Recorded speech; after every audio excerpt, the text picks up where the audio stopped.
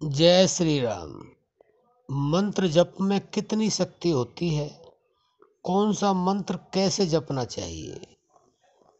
बंधुओं, बहुत अच्छा प्रसंग है और यह सर्वाधिक भी है।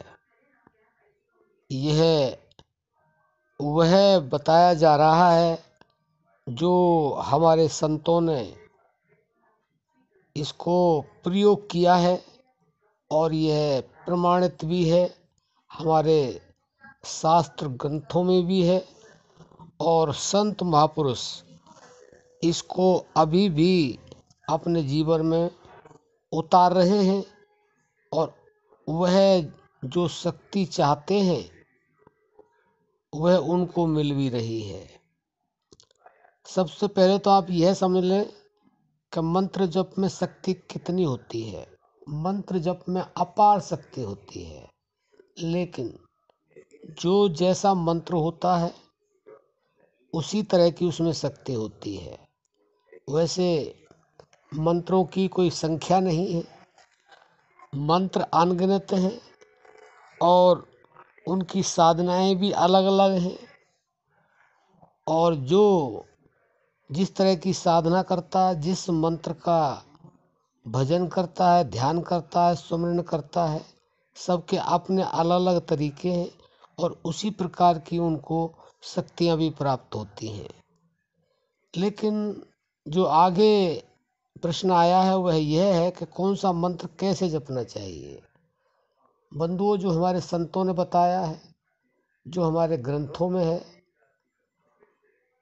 और जो महाशक्तिशाली परम शक्तिशाली जो मंत्र है वह केवल और केवल एक ही था, एक ही है और एक ही मंत्र रहेगा जो संपूर्ण है और सर्वशक्तिशाली है। वह मंत्र है हमारी श्वास। और हमारी श्वासों में कौन सा मंत्र है? वह आप स्वयं अपने आप करके देख सकते हैं। वह सोहंग मंत्र है। जब आप श्वास ऊपर लेंगे तो सो की ध्वनि प्राकृतिक आती है और जब श्वास छोड़ेंगे तो हंग की ध्वनि। वैसे इसको हंस मंत्र बोलते हैं, लेकिन संतों ने इसको अपनी श्वासों के द्वारा प्रयोग करके अपने जीवन में प्रैक्टिकल करके देखा तो उन्होंने धर्म ग्रंथों में भी इसको लिख दिया है और यह जीवन का सार भी है। इसमें कोई 1% भी संदेह नहीं है। तो इसी मंत्र को जपना चाहिए, जिससे जितनी भी शक्तियां हैं संसार के अंदर वह शक्तियां प्राप्त हो जाती हैं।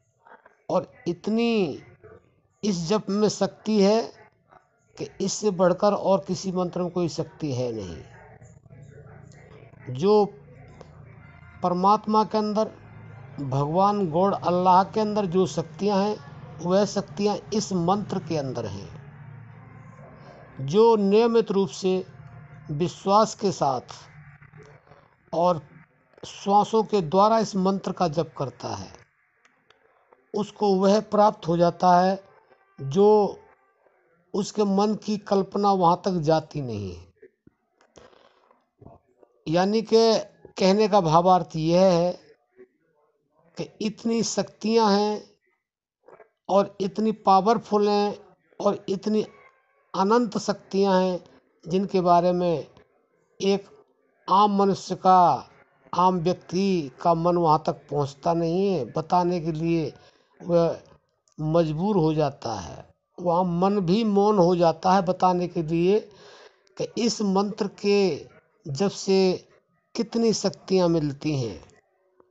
और यह भी आप समझ गए होंगे कि इस मंत्र का जाप किस तरह से करना चाहिए। हम दोबारा दोहराएंगे नहीं, ज़्यादातर वीडियो में हम बताते रहते हैं।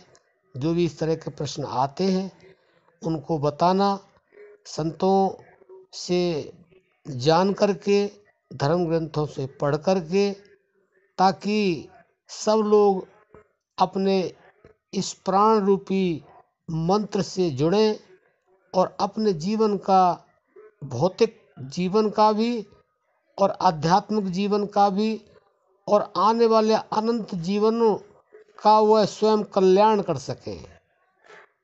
ये वह मंत्र है, ये वह नाम है जिसके लिए हमारे संतों ने लिख दिया है कि कलयुग केवल नाम आधारा और सुमिर सुमिर नर उतर नहीं पारा। बंधुओं, यह शुरुआत है। जो इस मंत्र को प्राणों के द्वारा जप करते हैं उनका कल्याण निश्चित है, निश्चित।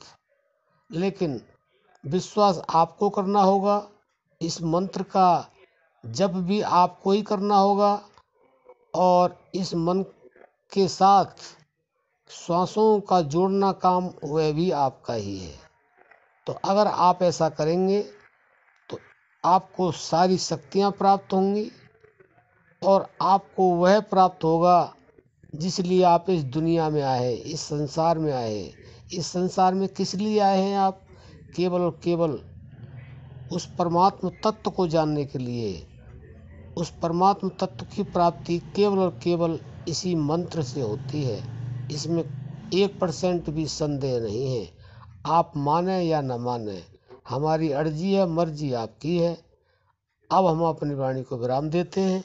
जय श्री राम।